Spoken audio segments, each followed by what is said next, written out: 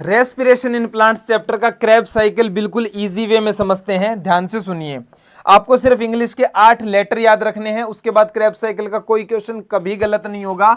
That is IOKSSFMO। बस अगर आपको ये 8 लेटर पता है तो क्रेब्स साइकिल बहुत ईजी है। देखिए सबसे पहले जो आई होता है वो कन्वर्ट होता है ओ में, ओ कन्वर्ट होता है के में, देन जो के है वो कन्वर्ट होता है S, then again S, then after that M, M के बाद एफ एम, देन ओ, ये लीजिए।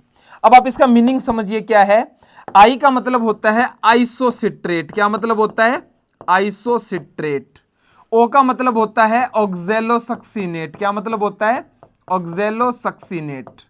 के का मतलब होता है alpha ketoglutaric acid, alpha ketoglutaric acid.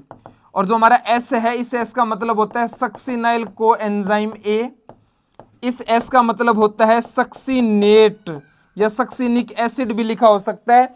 F का मतलब होता है फ्यूमेरेट या फ्यूमेरिक एसिड भी लिखा हो सकता है।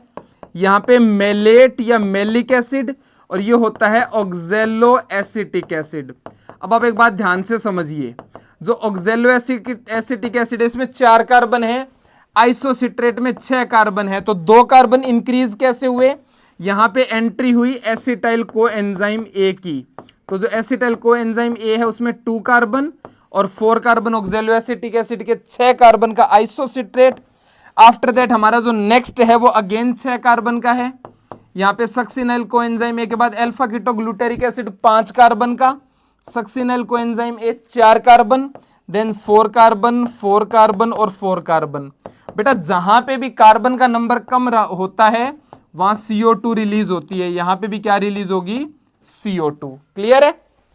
एक इंटरेस्टिंग बात, फर्स्ट स्टेप पे NaDH2 रिलीज होती है, सेकंड पे CO2, थर्ड पे CO2 के साथ फिर से NaDH2, यहां पे आपका GTP रिलीज होगा, यहां पे आपका FADH2 रिलीज होगा, यहां पे आपका कुछ रिलीज नहीं होगा, और यहां पे अगेन आपका NaDH2 रिलीज होगा।